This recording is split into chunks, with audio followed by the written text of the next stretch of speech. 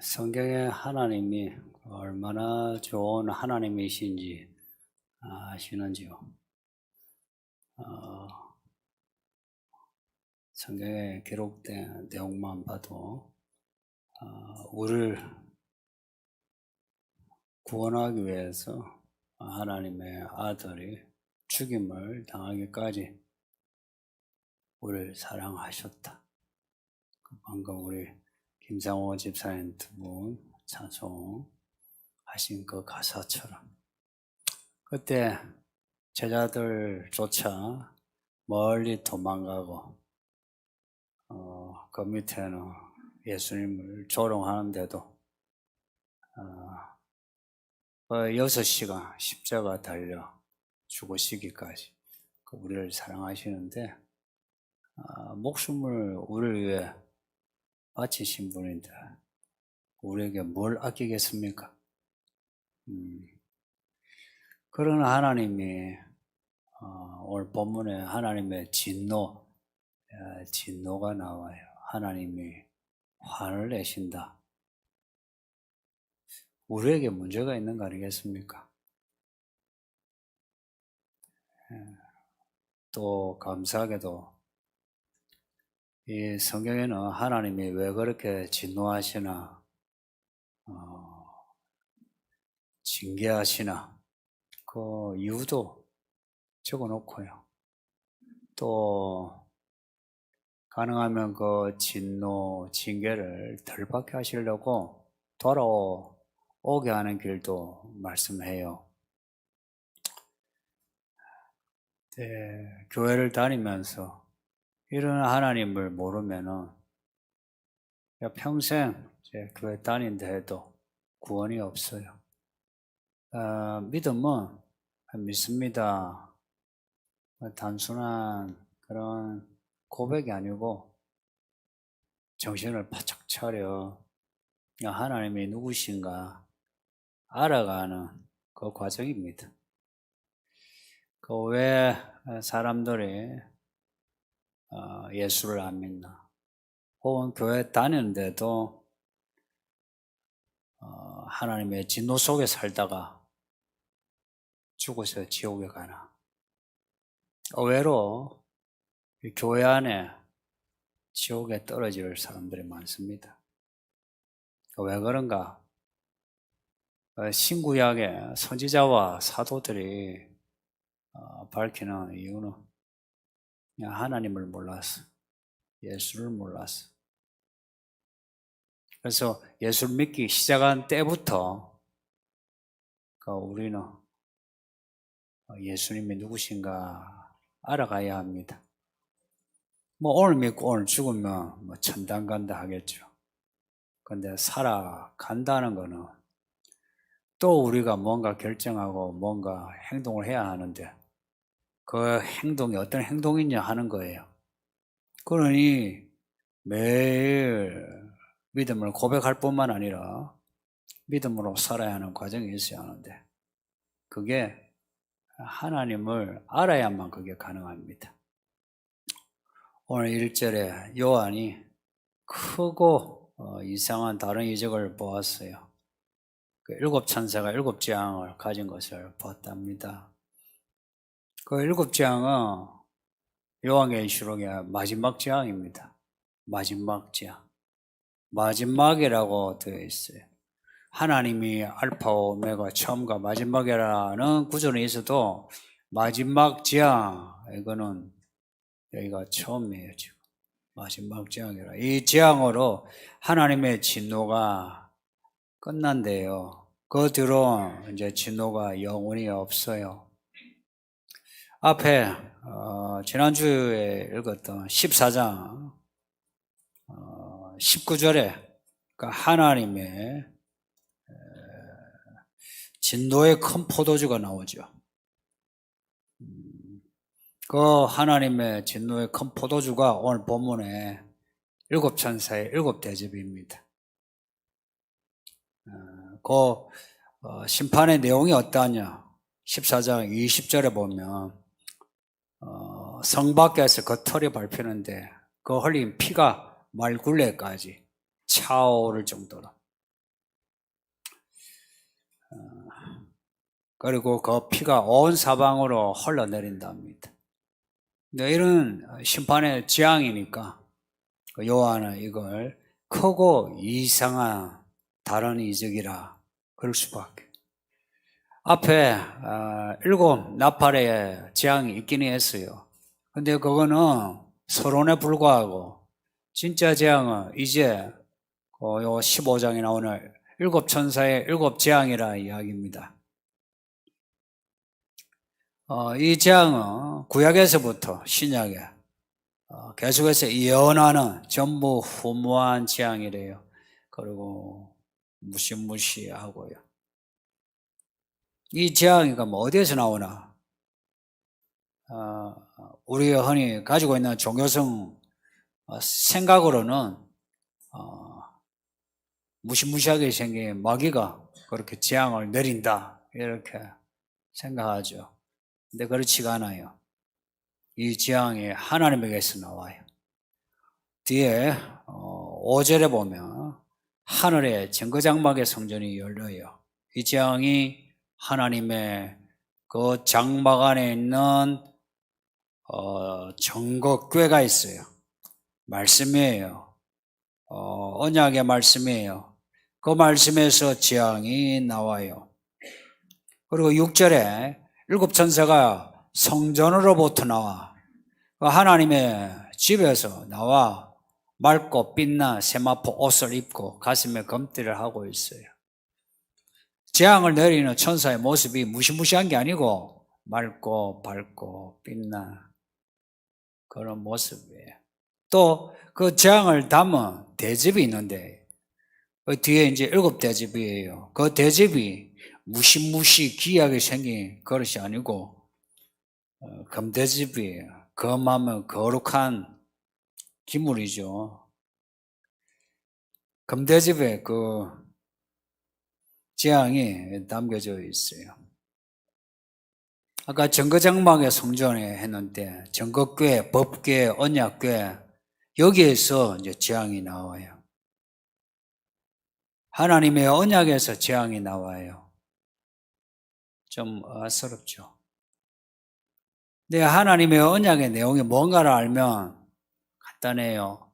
하나님의 언약은 첫째는 복입니다. 하나님은 복의 하나님이 맞아요. 저는 정말 하나님이 좋아요. 저같이 이렇게 자랄 때 부모의 사랑 뭐 크게 특히나 아버지의 사랑 없이 자란 사람으로는 아버지 참 낯설죠. 그 단어 자체가 낯설어요. 근데 하나님 알고 나니까 이야, 제가 아버지에게 배운 거 없는데 제가 하나님에게 아버지됨을 배워나가고 있어요. 좋으신 하나님이에요. 하나님을 잘 믿으면 하나님이 뭐든지 좋게 하세요.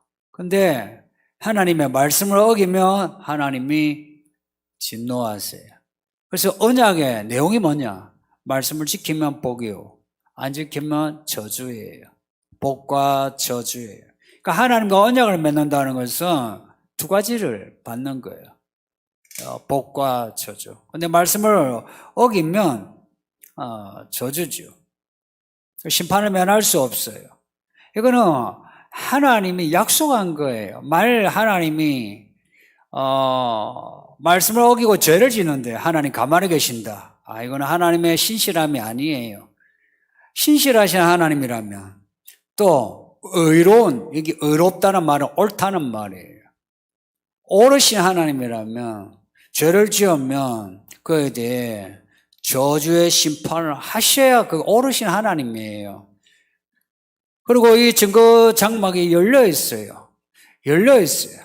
열려 있으므로 이 언약이 이제 누구에게나 다 열려 있어요. 그래서 누구든지 예수를 믿으면 구원받아요. 또 누구든지 기도하면 현실에서 도움을 받아요. 오병이의 기적, 귀신이 나가는 기적, 병이 낫는 기적, 이거요 옛날 이야기 아니에요. 정말 그런 일이 일어나요. 저는 그런 일을 많이 겪었어요. 정말 하나님은 살아계세요. 누구든지 이 언약의 말씀을 믿으면 이 열려가지고 열린 성전에서 하나님의 그 무천사들이 막 나와요. 그래서 믿는 사람 하나님이 알아보시고 이 천사, 저 천사 보내셔서 복을 주십니다. 할렐루야. 영상으로 예배하시는 분들도 믿으세요. 정말 하나님은 그렇게 하세요. 이게 뭐 성경 기록된 혹은 저의 생각이 아니고 이거는 현실이에요. 반면에 또 이 성전에 문이 열려요. 그래서 이 언약의 한편 말씀을 어기면 또한 하나님의 진노, 하나님의 저주가 그 열린 문으로부터 나와요. 하나님이 부르시는 천사들이 가만히 있지 않아요. 그래서 이 신약 시대에는 하나님의 복이 열려 있고 저주가 열려 있어요. 여러분이 어느 쪽에 있느냐? 이게 중요한 문제예요. 정말 중요한 문제예요. 근데 이런 거는 그냥 비상적으로 살면은 이런 게 별로 중요시 안 되고 안 보여요. 다 똑같아 보여요. 잘 사는 사람만 좋아 보이고 못 사는 게 안 좋아 보이고. 근데 비상적인 걸 떠나서 그 안에 있는 그 이면에 있는 것들을 보고자, 안 보이는 것들을 보고자 한다면은 그러면 진짜 보여요. 내가 예전보다 잘 먹고 잘 살고 형통해도 뭔가 문제가 있다는 걸 알게 되고 긴장하게 되고 조심하게 돼요. 그리고 때로는 인생 바닥을 찍을 때 있어요. 와, 내가 교회를 다니는데 내가 기도를 하는데도 한 일마다 안 돼. 근데 한 일마다 안 되고 밑으로 쭉쭉쭉 추락을 하는데 추락을 하면 할수록 하나님이 가까워지는 걸 느껴요. 하나님이 가까워지는 걸 느끼면서 내가 약하면 약할수록 하나님의 은혜가 더 잘 보여. 이런 아이러니를 겪어요. 이게 무슨 일이지? 그리고 나의 이 약함 가운데 하나님의 능력이 조금씩 나타나는데, 야, 사람이 힘으로 사는 게 아니구나. 하나님의 능력으로 사는구나 하는 것을 알게 돼요. 이게 하나님의 증거장막이 열려, 증거교회 말씀이 열림으로 가능한 거예요. 구약의 사람들은 이걸 온전히 몰랐어요. 그림자만 맛봤어요. 있기는 있었는데 그림자예요. 그런데 신약에는 그림자가 아니고 실체예요. 그래서 지금은 믿습니다 할 때에 이 성경의 내용을 현실에서 이걸 다른 용어로 실존해서 경험을 하지 않으면 믿음은 죽은 믿음이에요. 하나님이 살아계신데 믿음이 살아있어야죠. 살아있다는 거는 싹이 나고 꽃이 피고 뭔가가 증가하는데, 그죠? 변화가 있는데 거기 없다면 이상하다 여기죠. 이상하다 여기 있어요. 이상하다 여겨야 합니다. 맞잖아요. 아니, 초등학교 갔는데 아직 글을 못 읽는다. 중학교 갔는데 덧셈 뺄셈 못한다. 이상하잖아요. 그러니까 믿음은 알아가는 과정이에요. 최대한 기본만 알아도 하나님은 됐다, 합격을 시켜주시지 1등을 기준으로 하지 않아요. 하나님은 1등이 기준이 아니에요. 제일 밑에 최저점을 기준으로 해요. 최저점을. 그래서 최저점에 있어도 하나님은 뭐라 하냐? 아이고 착하다 내 아들아 딸아 그러시지. 제일 밑에 꼴찌를 보고 야 1등이 있는데 야 너 왜 꼴찌냐? 너 왜 저 사람은 저렇게 기도한다. 너 왜 그렇게 기도하냐? 그러신 적이 있던가요? 여러분 꼴찌로 기도해도 하나님은 뭘 하시던가요? 그래 잘한다 그러시죠. 꼴찌로 순종해도 하나님이 뭘 하시던가요? 야 너 왜 마지막에 순종해? 그러시던가요? 그래 늦게라도 왔네 잘한다 그러시지.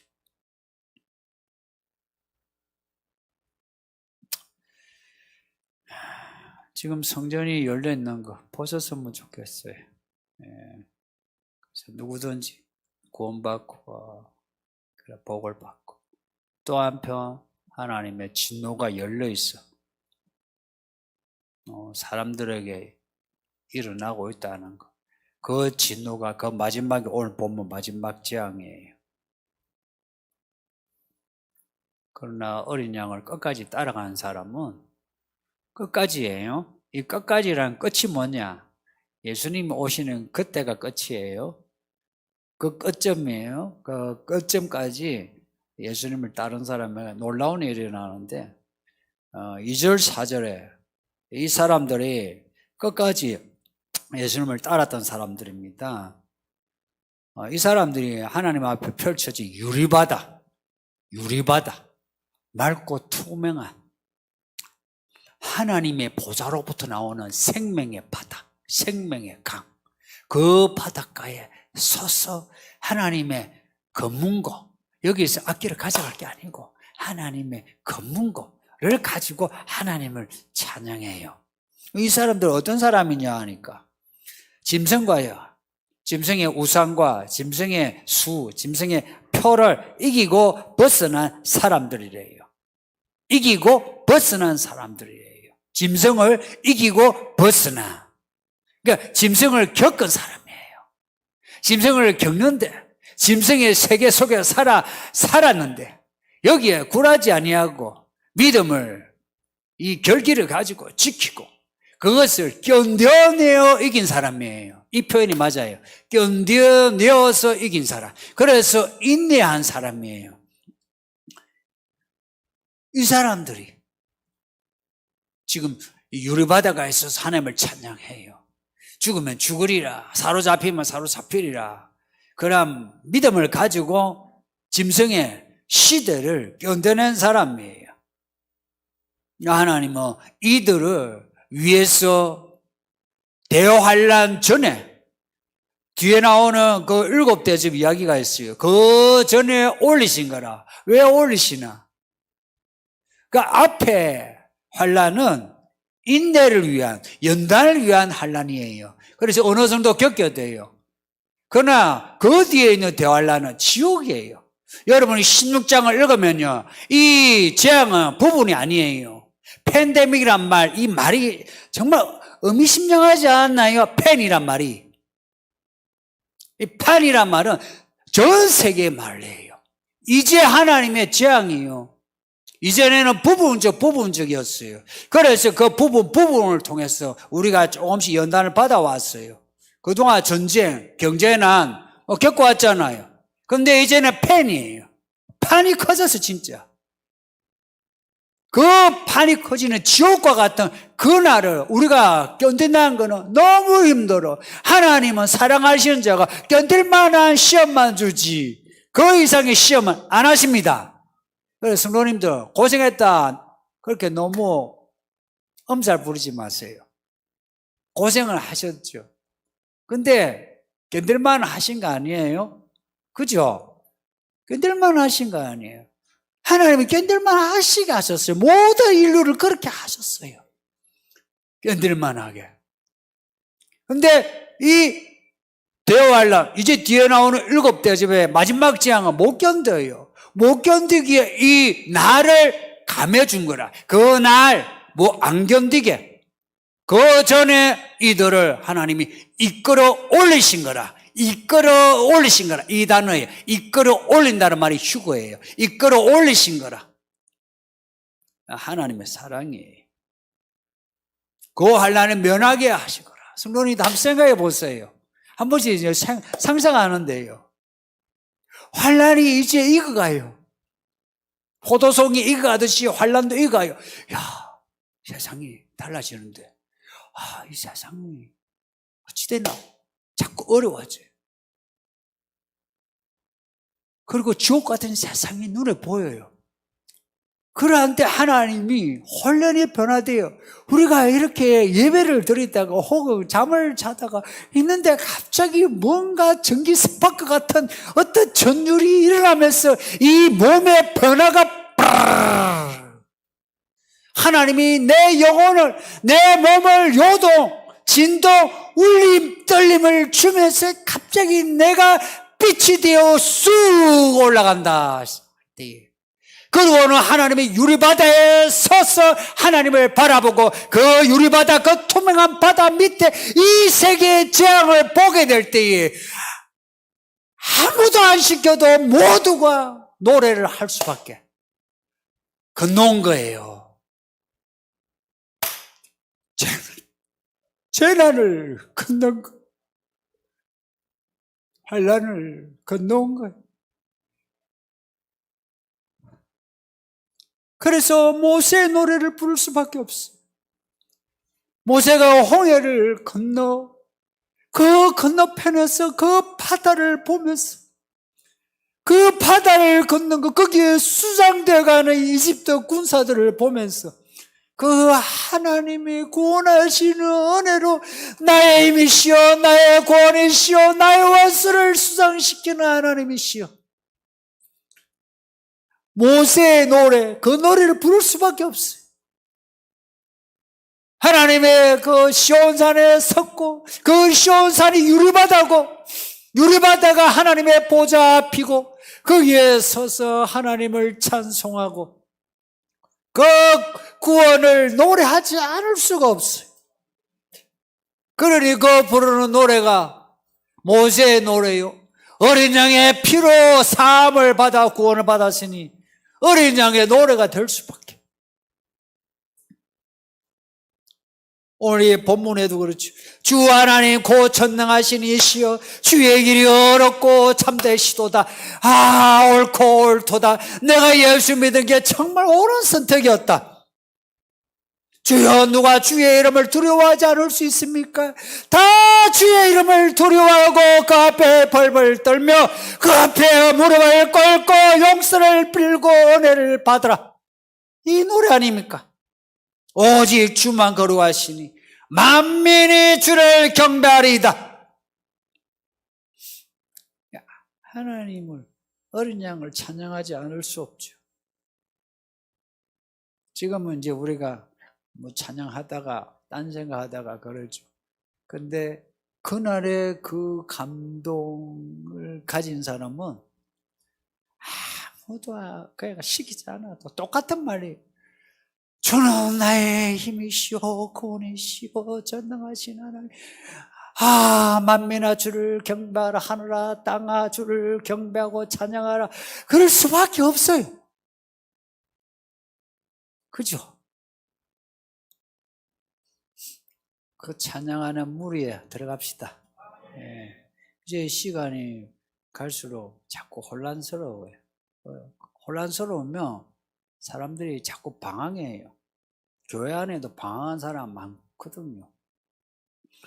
믿음이 있다는 분들도 교회를 떠나거나 아니면 교회 안에서 방황해요. 성도님들, 성경에 전염병이 많이 나오거든요. 하나님의 전염병을 징계로 보내신 내용이 많아요. 그렇게 전염병이 이렇게 퍼질 때에 어떻게 반응하대요? 구원받은 사람, 그 전염병에서 구원받은 사람은 같은 반응을 해요. 딱 전염병이 터지면 하나님 앞에 딱 나아가요. 그리고 엎드려 기도를 해요. 하나님 살려달라고, 우리가 무슨 죄를 지었냐고. 그래서 하나님이 말씀해줘요. 또 말씀해주면 또 들어요. 듣고 그 죄를 회개해요. 혹은 그 죄 지은 사람을 처리해요. 그 죄를 처리하는 거예요. 그러면 하나님이 구해줘요. 근데 전염병이 있는데 그 전염병으로 하나님을 원망하면 그 전염병이 끝이 안 나요. 끝까지 가요. 이런 전염병이 끝까지 가기 전에 엎드려 이제 도와줬어요 하면 하나님은 언제든지 도와줘요. 악한 왕들조차도요 선지자 불러가지고 그전에는 선지자를 미워하다가 전염병이 터지면 불러다가 어찌하면 좋겠냐고, 어떻게 하면 우리가 이 전염병에서 낫겠냐고 물어봐요. 그게 성경 이야기예요. 근데 이번에 이 전염 코로나가 터지면서 교회들이 기도 한마디 없이 문을 닫았어요. 그럼 다 문을 닫았으면 이해돼요. 밖에서는 다 문을 열었어요. 다 열고 다 먹고 마시고 다녀요. 지하철 바글바글해요. 식당도 바글바글해요. 그러면서 교회가 모범을 보여야 된대요. 사회에 모범을 보여야 된대요. 성도가 뭘 하는 사람인지 아세요? 교회가 뭘 하는 곳인 줄 아세요? 성도가 되려면 예배를 해야 돼요. 그래서 히브리서 말씀에 말세가 될수록 모이기에 힘써라 그래요. 왜 모여야 되느냐? 우리가 몸이라서 그래요. 그리스도 안에 있는 지체, 여기 한 몸이라 모여야 돼요. 그래서 문제가 있으면 그 문제를 가지고 하나님 앞에 나아가서 하나님 해결해 주세요 라고 해야 돼요. 근데 교회가 하나님의 눈치를 안 보고 이 사람의 눈치를 보면서 사회에 본이 되어야 된다 그래요. 그래서 본이 되었나요?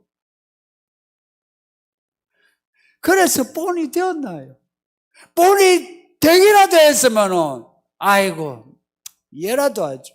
본이 되었나요?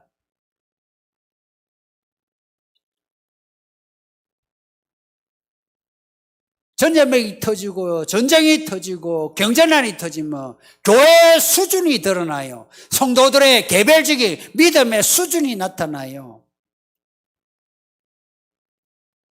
영상으로 예배하는 성도님들, 이 예배당 이제 제한되어서 영상으로 예배하는 분들, 영상으로 하면 집중을 될 수는 있어요. 예배의 감동이 있나요? 예배의 감동은요, 하나님의 영이 하나님의 이 공동체를 운행하시면서 주시는 감동이에요. 이 시대가 변화되어 절대 모을 수 없는 상황일 때는 여러분이 예배하는 그곳이 성전이 돼요. 근데 이렇게 영상으로 예배를 한다는 거, 이거요, 우리의 믿음이 와야 되는 시작이에요. 와야 되기 시작하는 거예요. 근데 예배 생활, 교회 생활에 부담이 되는 분들은, 이 자체가 부담이 되는 분인지, 이분들은 하나님이 부담이에요. 성경이 부담이라. 그렇죠. 제가 예전에 그랬기 때문에 그 마음 알아요. 부담이라. 차라리 나 혼자 예배하는 게 좋아. 그게 더 편해. 더 은혜가 돼. 그런데 그 은혜는 죽은 은혜예요. 살아있는 은혜는 모여서 예배하고 성도를 만나서 갈등을 가지고 그 갈등을 해결하고 거기에서 각 성도에게 있는 하나님을 발견하고 하나님의 이야기를 거기에서 우리가 공유하고 그러면서 교회가 뭔지를 알게 되고 하나님의 나라의 그 영역을 알게 되고 그 영역에서 헤엄을 치면서 살아가고 비록 세상 안에 살지만은 하나님의 나라가 뭔지를 교회를 통해서 알아가는 겁니다. 이것이 지금 죽어가고 있어요.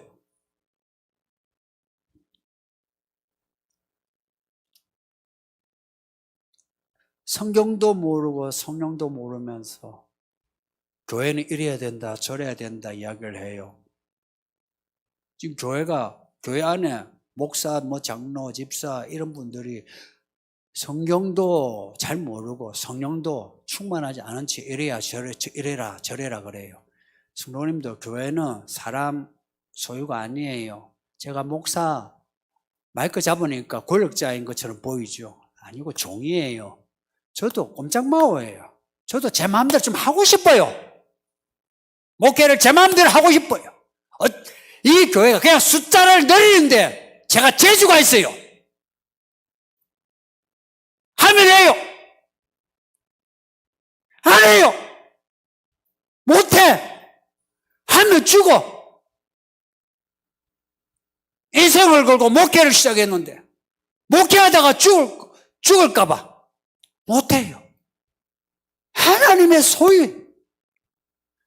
성경과 말씀이 아니면 꼼짝마오예요. 근데 성경과 성령을 모른 채 그냥 이래라 저래라 그래요. 정말 오래전부터 교회가 사회로부터 왕따를 당하고 수치를 당한다는 말을 제가 해왔어요. 그럴 수밖에. 교회가 이런 모습인데 그럴 수밖에요. 근데 지금 그렇게 수치를 당하고 있어요. 근데 처음에는 아이고, 정신 차려야지 하다가 이게 1년이 지나가요. 1년이 지나니까 우리가 다 익숙해졌어. 여기에 익숙해졌어. 이렇게 예배하는데 익숙해졌어. 이렇게 그냥 성도들 만나는데 익숙해졌어. 그전에 밥을 먹고 이야기를 하고 어울리고 하는 것에 거기에서 믿음의 기쁨을 받는데 이제 그렇게 안 해도 괜찮아. 익숙해졌어요. 이렇게 우리는 익숙해져 가요. 이 세상이 익숙해지고 이게 무서워요. 이게 무서운 거라.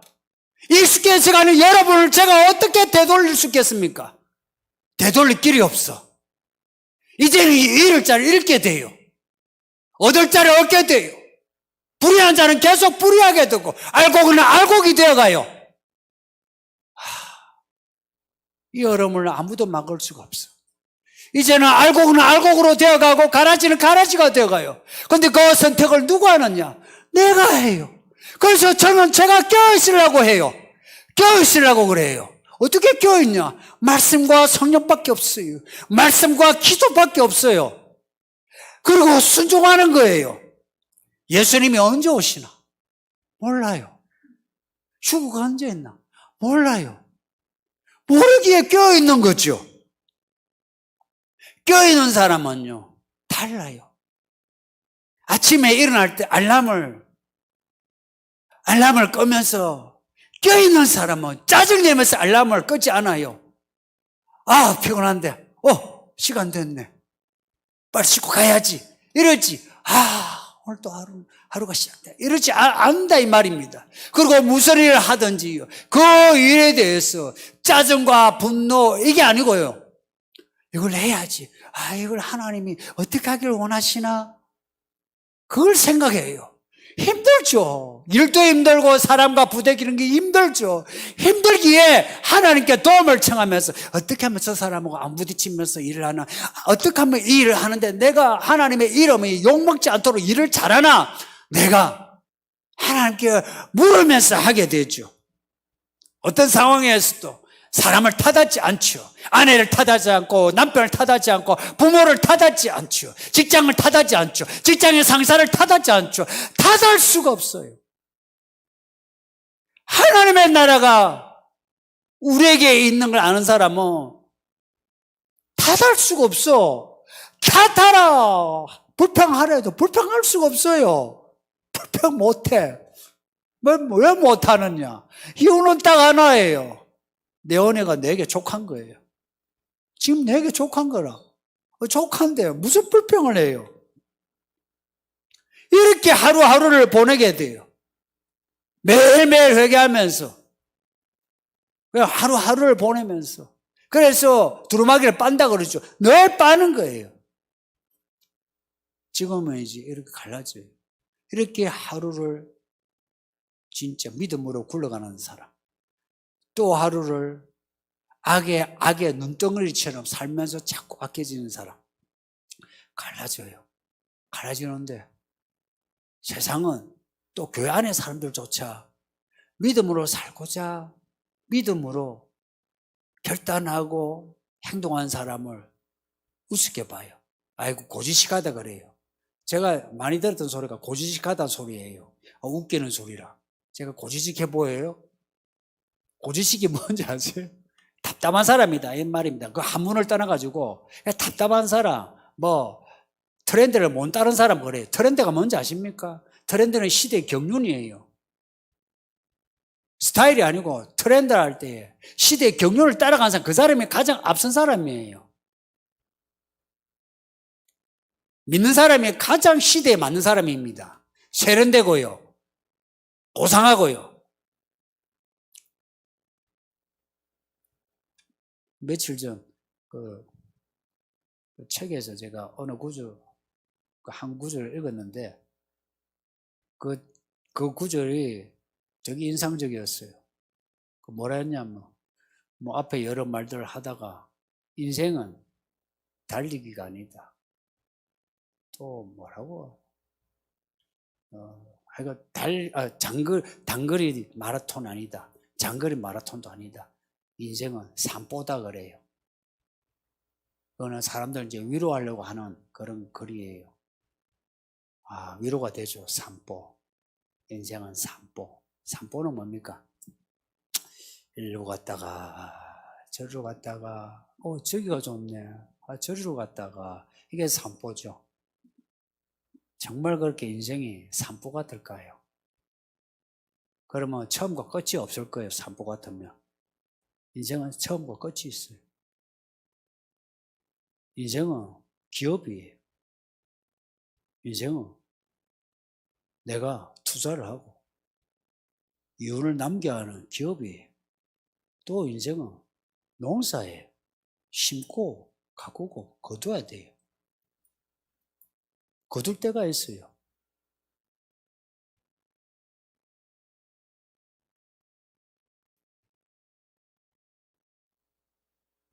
근데 인생을 산보처럼 산다면 아무것도 없어요.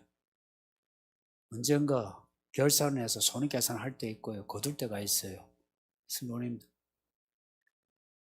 이제 그 결산의 시기가 가까이 오고 있습니다. 부디 서울기능교회 성도님들은 그 결산의 때에 하나님이 좋은 결산을 할 수 있도록 믿음으로 삽시다.